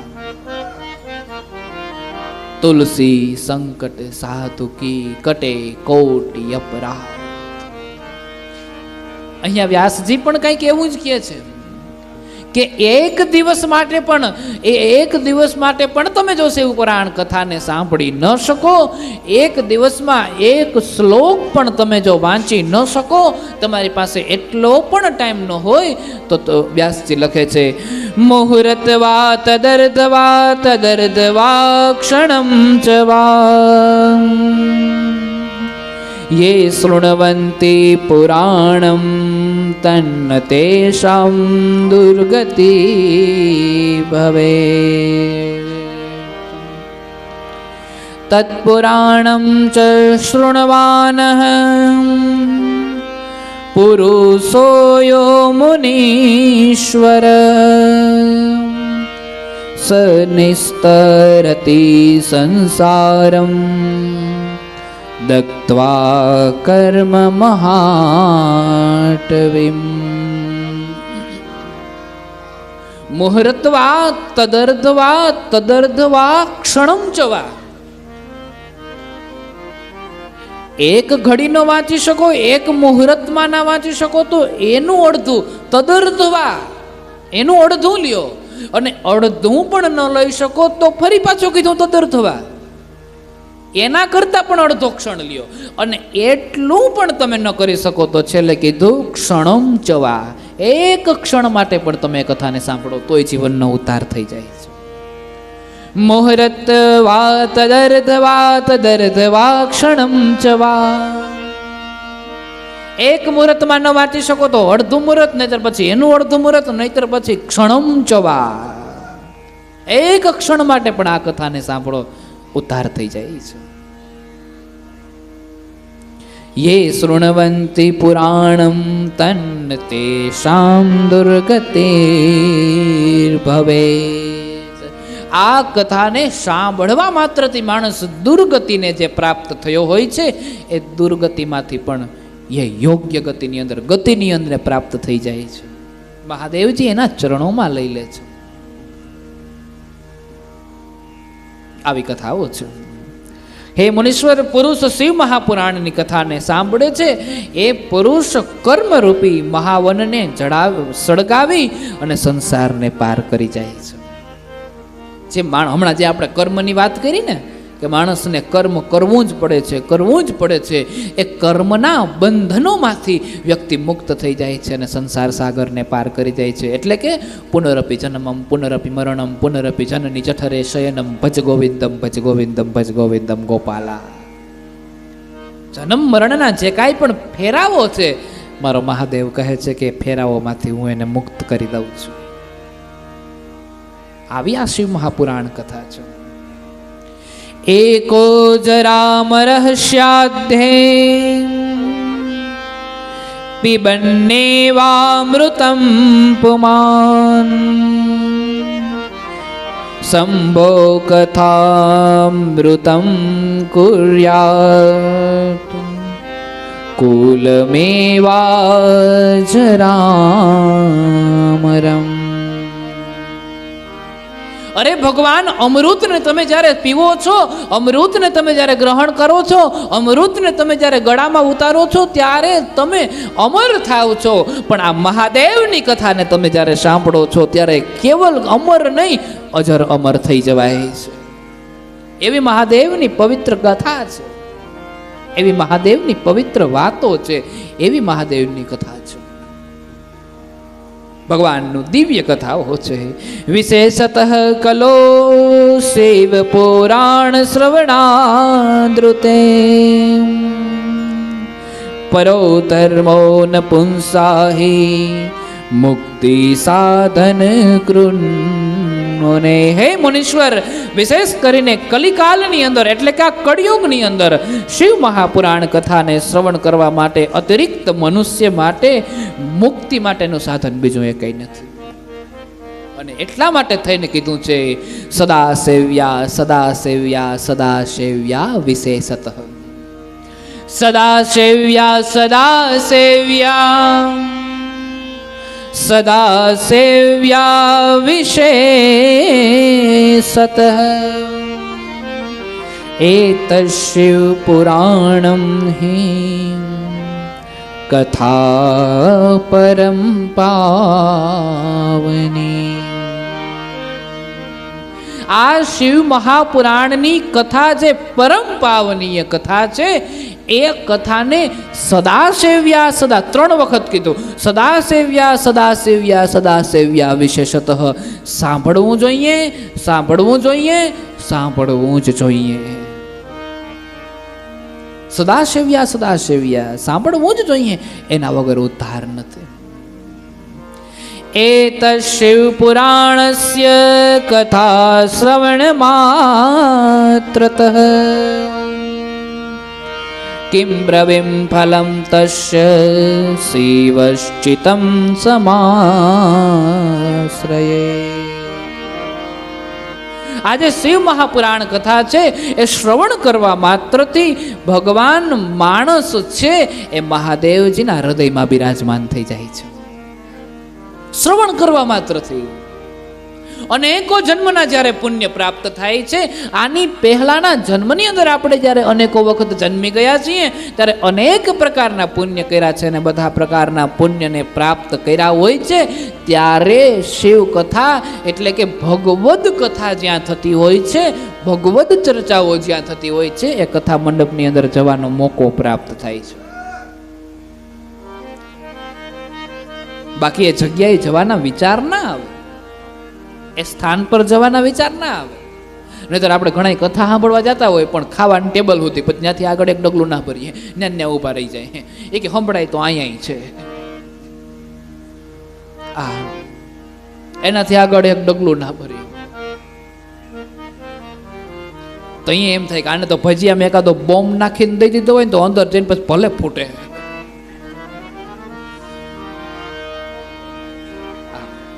ભજીયા હાટું ઘણા માણસ ભજીયા હાટું ખાવા આવતા હોય. એ કે હિન્દીમાં કથા હતી ને તો એક જગ્યાએ ગુજરાતીઓ આપણા બહાર હરિદ્વાર બાજુ ક્યાંક ફરવા ગયા તો ત્યાં કથા હાલતી હતી, હિન્દીમાં કથા હાલતી હતી. એટલે કોઈ કહેતો કે હાલો ને કથા સાંભળવા જાય.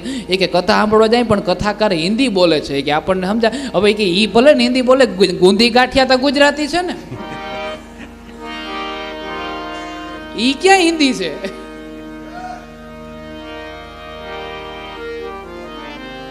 ભાગ્યમાં નથી, અર્થ ભાગ્યમાં નથી ભગવાન. અને ત્યારે તમારા ભાગ્યમાં નથી, સ્થાન સુધી પહોંચ્યા પછી પણ તમે અંદર પ્રવેશ નથી કરી શકતા. ભાગ્યમાં નથી, અર્થ એવો થયો છે.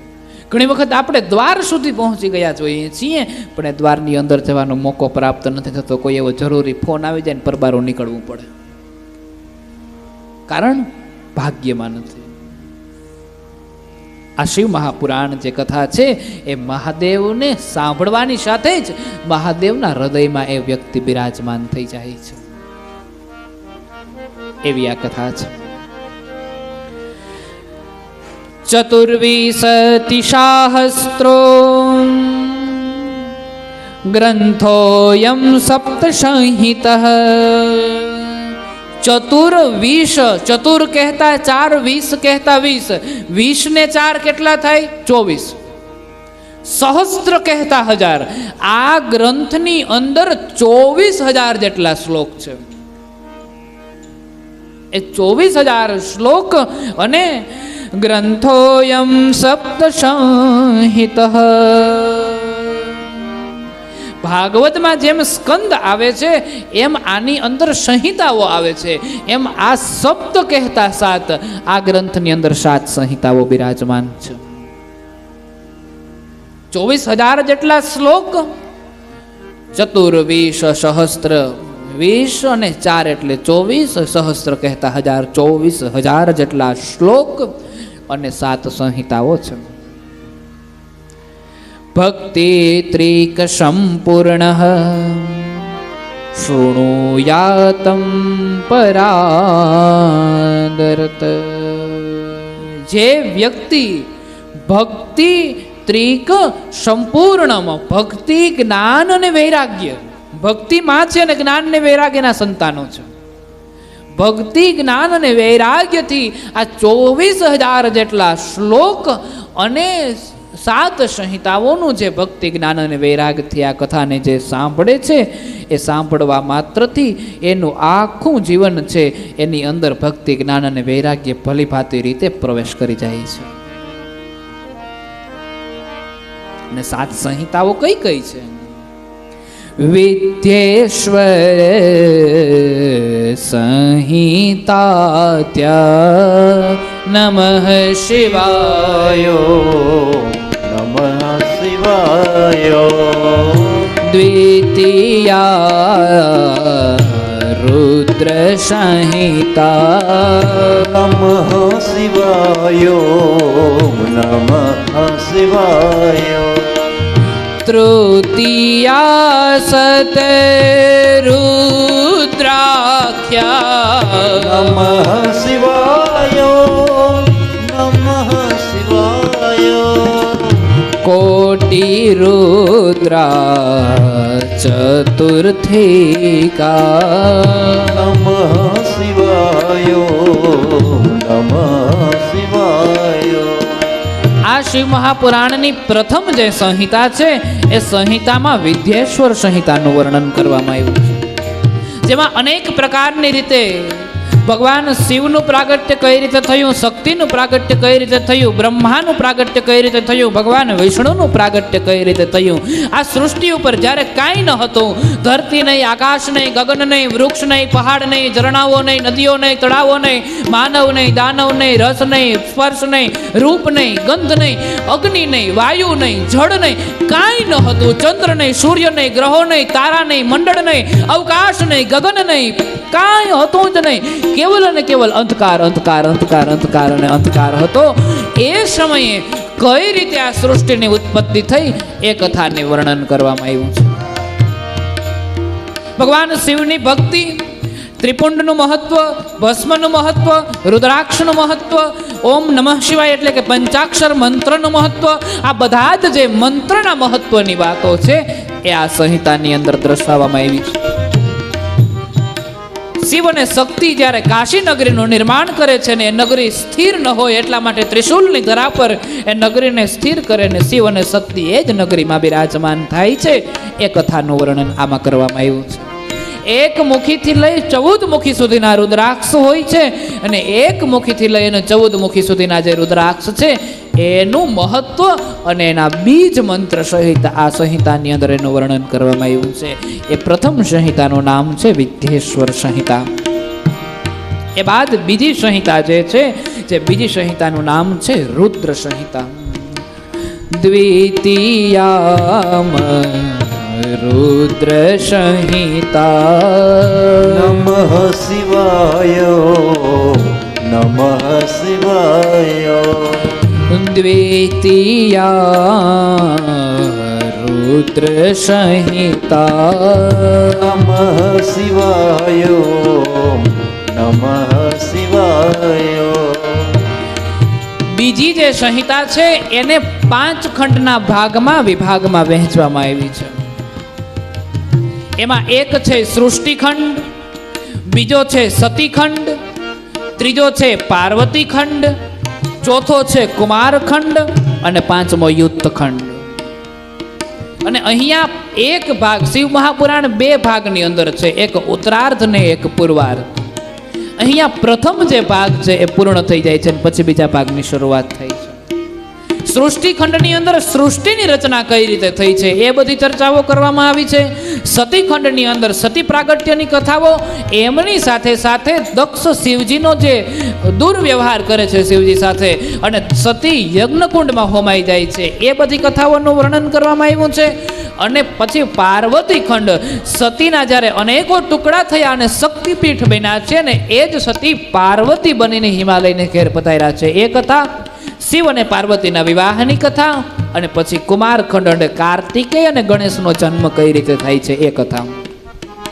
અને કાર્તિકેય અને ગણેશના વિવાહની કથાઓ, એના પુત્રની કથાઓ, કાર્તિકેયની બાળ લીલાઓની કથાઓ અને ગણેશના બાળ લીલાઓની કથા, આ બધી કુમાર ખંડની અંદર દર્શાવ્યું છે. અને પછી બંને પુત્રો જે પરાક્રમ દર્શાવે છે એ પરાક્રમો અને રાક્ષસોને મારે છે એ યુદ્ધ ખંડની જે કથા છે એ યુદ્ધ ખંડમાં દર્શાવી છે. આવી રીતે 5 ખંડની અંદર બીજી સંહિતાને વહેંચવામાં આવ્યું છે. સૃષ્ટિખંડ, સતીખંડ, પાર્વતીખંડ, કુમારખંડ અને યુદ્ધ ખંડ. આ બધી જ ચર્ચાઓ કરવામાં આવી છે. તૃતીયા સત રુદ્રાખ્યા. નમઃ શિવાય નમઃ શિવાય. કોટિ રુદ્રા ચતુર્થિકા. નમઃ શિવાય નમઃ શિવાય. ત્રીજી જે સંહિતા છે એને શતરુદ્ર સંહિતા કીધી છે અને ચોથી જે સંહિતા છે એને કોટિ રુદ્ર સંહિતા કીધી છે. શતરુદ્ર સંહિતા જે કીધી છે, કોટિ રુદ્ર સંહિતા જે કીધી છે, ભગવાનના અનેક અવતારો થયા છે શિવજીના જુદા જુદા. એક કૃષ્ણ દર્શન અવતાર થયો, ભગવાનના વિવિધ અવતારો થયા છે એ ચર્ચાઓ કરી છે. 12 જ્યોતિર્લિંગની જે કથાઓ છે એ જ્યોતિર્લિંગની કથાઓની ચર્ચા કરી છે. પંચમ યોમ્યામ સંહિતોક્તા નમઃ શિવાય નમઃ શિવાય ષષ્ઠી કૈલાસ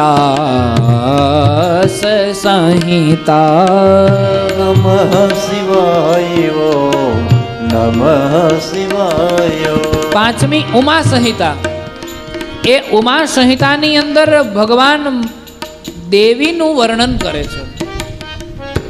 દેવીની સ્થાપના કઈ રીતે કરવી, દેવીનું મંદિર બંધાવીએ ત્યારે કઈ રીતે એનું વર્ણન થાય, દેવીનું મંદિર બંધાવવાના નિયમો શું વગેરે વગેરે. જે દુર્ગાઓની જે કથાઓ છે એ બધી, મહિષાસુરને માર્યો છે એ કથાઓ, આવી બધી જે કથાઓ છે એ બધી કથાઓ ઉમા સંહિતા, ટૂંકમાં દેવીને લગતી જે કથાઓ છે ઉમા સંહિતાની અંદર દર્શાવી છે. મંદિર જ્યારે બંધાવીએ છીએ દેવીનું ત્યારે એના પાયો ગાળવામાં આવે અને એમાં કેટલા કેટલા રત્ન પધરાવવામાં આવે, આવે બધી ચર્ચાઓ કરવામાં આવી છે.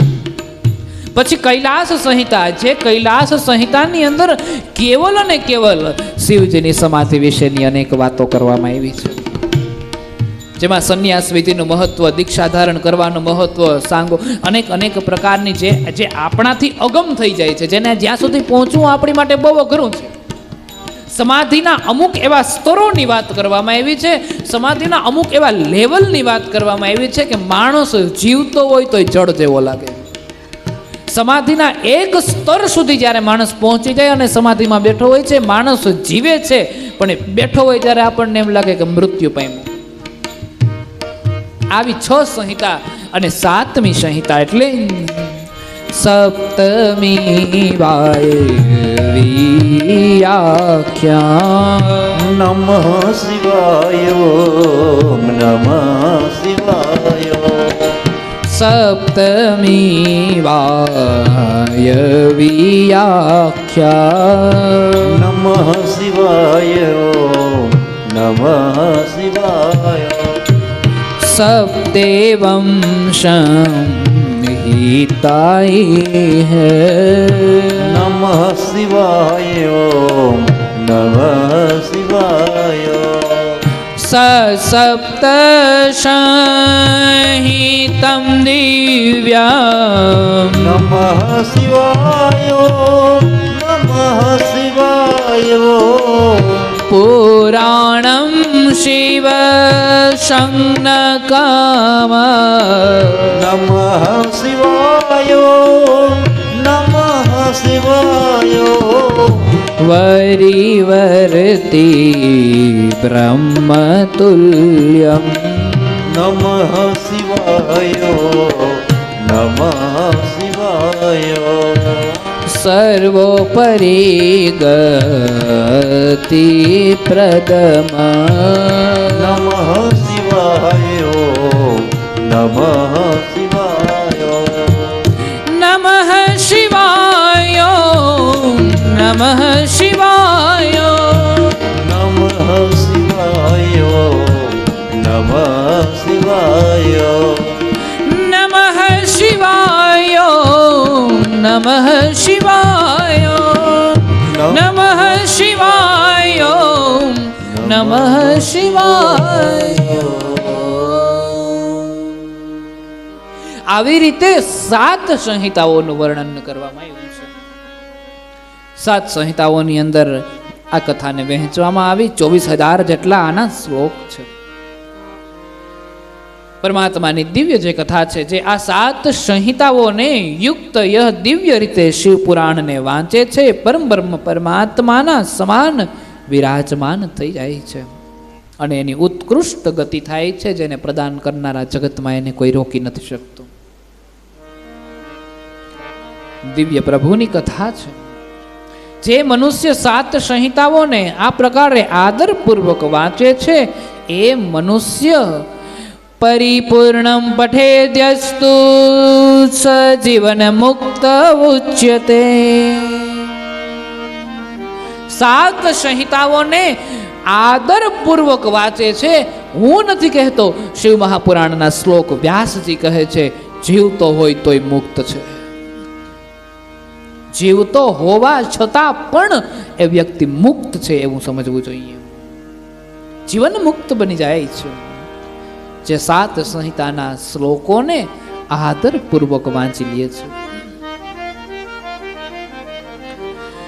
પુમાન જ્ઞાન તસ્તાવદ ભ્રમતેસ્મિન ભવે મુને યાવત કર્ણગતમ નાસ્તિ પુરાણમ શૈવમોત્તમમ.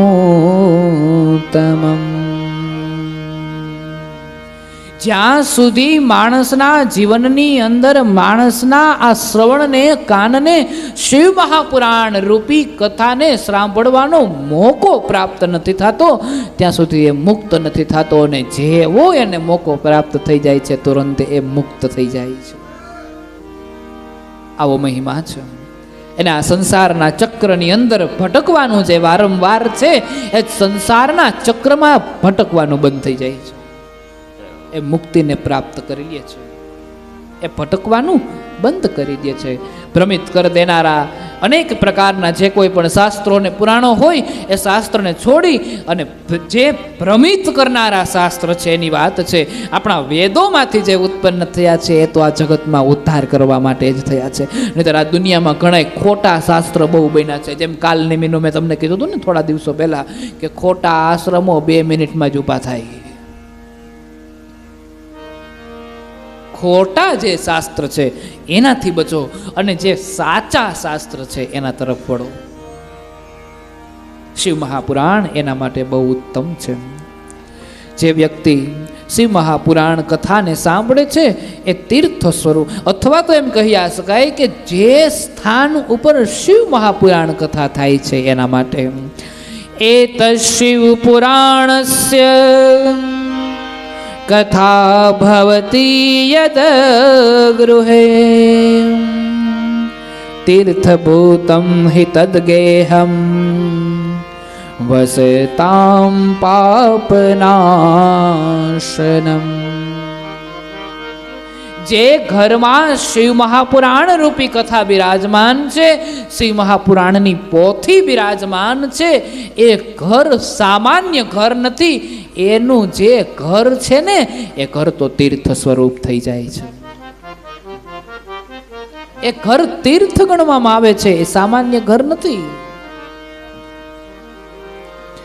અશ્વમેઘ સહસ્ત્રાણી વાજપેય શતાની ચ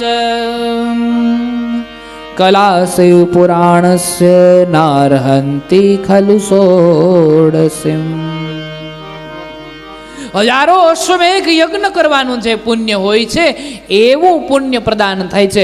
હજારો અશ્વમેઘ યજ્ઞનું પુણ્ય ક્યારે પ્રાપ્ત થાય? રાજા રજવાડાઓ આ અશ્વમેઘ યજ્ઞ ન કરી શકતા. અશ્વમેઘ યજ્ઞ કરવાનું, વાજપેય છતાં વાજપેય યજ્ઞ કરવાનું પુણ્ય. રાજાઓને આ યજ્ઞ કરવો હોય ને તો ઘણી વાર માટે વિચાર કરવો પડે કે પૂર્ણ થાય કે નહીં, આપણી શક્તિ છે કે નહીં. એનું પુણ્ય પ્રદાન થાય છે ભગવાન કથા સાંભળવાનો મહિમા જ આ છે.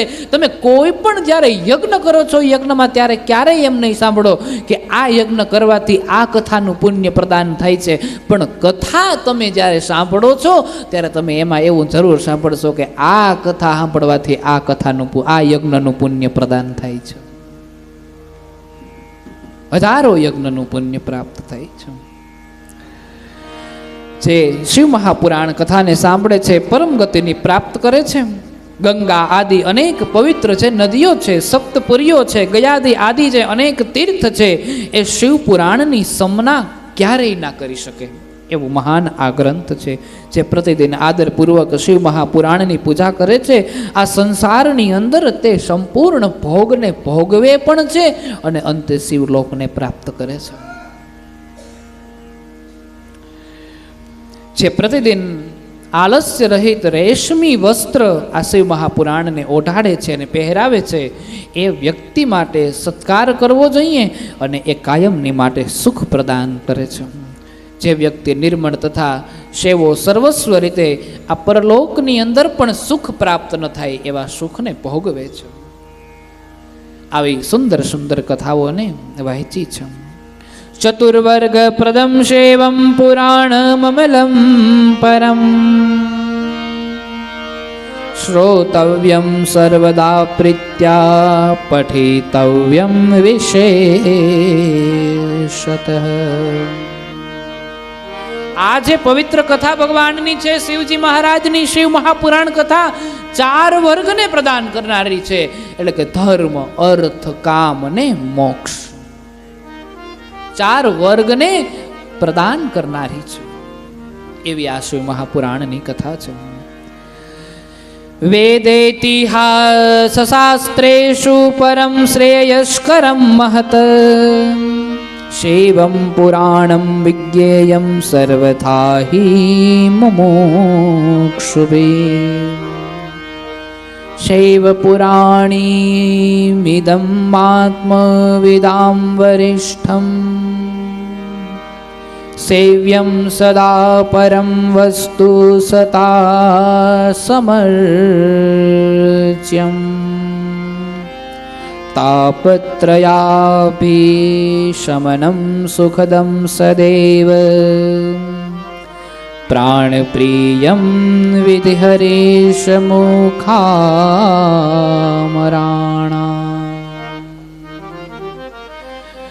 આ જગતની અંદર કોઈ એવો વ્યક્તિ નથી કે જેને આ શિવ મહાપુરાણ કથાને સાંભળવાનો અધિકાર નથી. બધા જ વ્યક્તિઓ આ પવિત્ર કથાને સાંભળી શકે છે. એટલે સાંભળો હે ઋષિગણો, હું પવિત્ર ભાવથી તમને આ સુંદર શિવ મહાપુરાણ રૂપી કથાનું રસપાન કહીને સંભળાવું છું. પરંતુ રસપાન કહીને સંભળાવું એના પહેલા હું તમને આના મહત્વતાની જે વાત છે, આનું મહત્વ શું છે એ કથા પહેલા કહીને સંભળાવું કે આનો ફાયદો શું છે, આનું મહાત્મ્ય શું છે. હા, બેનો જ્યારે પરસોત્તમ મહિનામાં કથા કરવા બેસે, પછી કથા કરીને અંતે બોલે કે એને વૈરા ને એવા અમને વરજો. આમ પછી દુખણા લે, એવા ને એવા અમને વરજો. એનો અર્થ આ કથા કરવાથી પરમાત્મા આપણને પ્રાપ્ત થાય છે. એટલે કેવી પુણ્ય પ્રદાન થાય છે, કેવું મોક્ષ પ્રદાન થાય છે, એવું મહત્વની જે વાત છે એ વાત સૂતજી કહે કે હું તમને પહેલા કહીને સમજાવું છું. કારણ કે વ્યાસજી જાણે છે કે લાલો લાભ વગર ના લોટે. એટલે કથા સાંભળવાથી શું ફાયદો થાય છે એ ફાયદાને વ્યાસજીએ પહેલા મૂકી દીધા છે. એટલે પેલા ફાયદા વાંચી લઈએ, એટલે આપણે ફાયદા હાટું થઈને તો ફાયદા હાટું પણ કથા વાંચીએ, અને કથા વાંચીએ એટલે પછી આપણો ઉદ્ધાર થઈ જાય છે. અને એટલા માટે થઈ મહત્વની અંદર, કથા મહાત્મ્યની અંદર 2 પવિત્ર કથા દર્શાવી છે, જે કથાને આપણે આવતીકાલે શ્રવણ કરીશું. આઈએ અહીંયા કથાને વિશ્રામ આપીએ. છે મંત્ર મહામંગલકારી ઓમ નમઃ શિવાય ઓમ નમઃ શિવાય. છે મંત્ર મહામંગલકારી ઓમ નમઃ શિવાય ઓમ નમઃ શિવાય. એ જાપ જપો સૌ નર નારી ઓમ નમઃ શિવાય ઓમ નમઃ શિવાય. એ જાપ જપો સૌ નર નારી ઓમ નમઃ શિવાય ઓમ નમઃ શિવાય. એ મંત્રથી રામ વિજયને વર્યા, એ મંત્રથી રામ વિજયને ભયા. કરી પૂજાને શિવ પ્રસન્ન થયા. કરી પૂજાને શિવ પ્રસન્ન કર્યા. કરી પૂજાને શિવ પ્રસન્ન થયા. કરી પૂજાને શિવ પ્રસન્ન કર્યા. શ્રી રામેશ્વરને યાદ કર્યા. ઓમ નમઃ શિવાય ઓમ નમઃ શિવાય. માટે જાપ જપો સૌ નર નારી ઓમ નમઃ શિવાય ઓમ નમઃ શિવાય. ઋષિ મુનિઓ જેને ધ્યાને છે, ઋષિ મુનિઓ જેને ધ્યાને છે. વળી વેદ પુરાણના પાને છે. વળી વેદ વરાણોના પાને છે બ્રહ્માને વિષ્ણુ વખાણે છે ઓમ નમઃ શિવાય ઓમ નમઃ બ્રહ્માને વિષ્ણુ વખાણે છે ઓમ નમઃ શિવાય ઓમ નમઃ શિવાય એ મંત્ર સદા છે શુભકારી એ મંત્ર સદા છે શુભકારી ભવસાગરથી લેશે તારી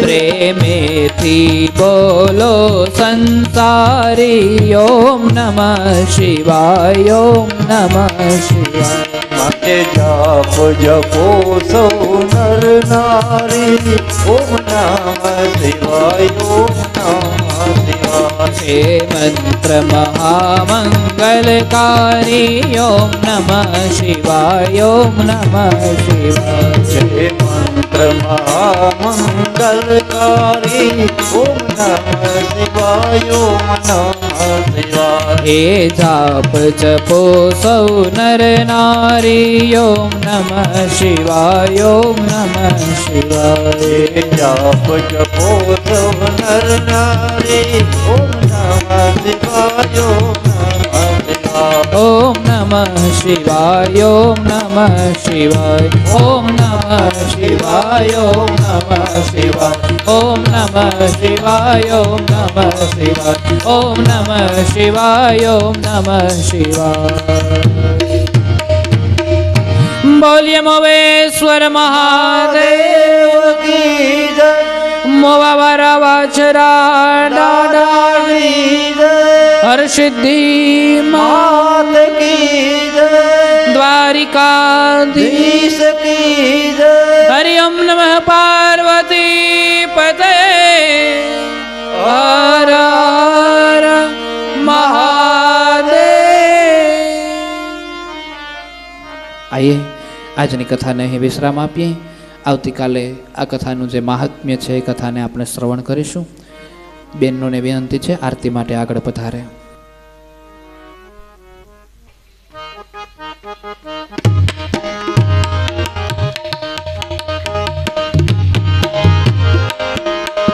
દીવડા જગમગ જગમગ થાય દીવડા જગમગ જગમગ થાય આરતી શિવજી ભગવાનની થાય આરતી ઉમા મૈયાની થાય દેવડા જગમગ જગમગ થાય આરતી મોવેશ્વર મહાદેવની થાય દેવડા જગમગ જગમગ થાય દેવડા જગમગ જગમગ થાય પ્રભુ અમે લાવ્યા છીએ ફૂલનો હાર હરી અમે લાવ્યા છીએ ફૂલનો હાર પ્રભુ તમે પહેરો તો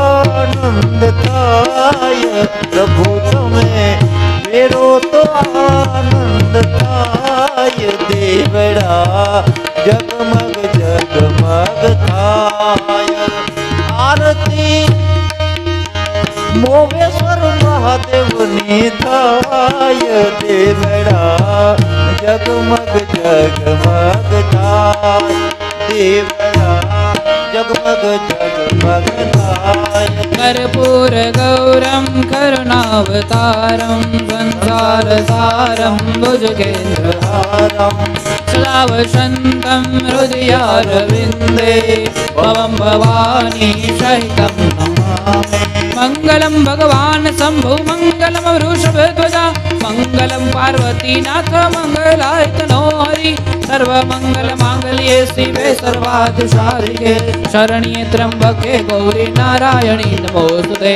नारायणी नमोस्तुते नारायणी नमोस्तुते नारायणी नमोस्तुते नारायणी नमो મવેશ્વર મહાદેવ કી જય. હરિ ઓમ નમઃ પાર્વતી પતયે હર હર મહાદેવ ગંગે હર નર્મદે હર જટા શંકરે હર હર મહાદેવ